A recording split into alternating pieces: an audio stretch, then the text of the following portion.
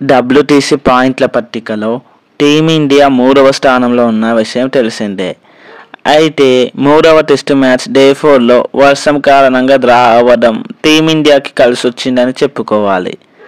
ఎందుకంటే ఒకవేళ టీమిండియా ఆ మ్యాచ్ ఓడిపోయి ఉంటే ఆస్ట్రేలియా PCT స్కోర్ సౌత్ ఆఫ్రికాతో సమానంగా మారి టీమిండియా WTC నుండి ఆల్మోస్ట్ ఎగ్జిట్ అయిపోయేది.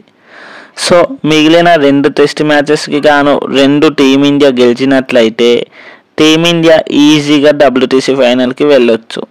బట్ అది అనుకున్నంత ఈజీ కాదు. తాజా రిపోర్ట్స్ ప్రకారం KL రాహుల్ మరియు రోహిత్ శర్మ ఇంజ్యూర్ అయినట్టు తెలుస్తుంది. ఒకవేళ రోహిత్ శర్మ ఆడకుంటే తన ప్లేస్లో సర్ఫరాజ్ ఖాన్, అలానే ఓపెనర్గా KL రాహుల్ ప్లేస్లో ఈశ్వరన్ ఆడే అవకాశం ఉన్నాయి. But hopefully Rohit Sharma and KL Rahul ఆడాలని కోరుకుంటున్నాను.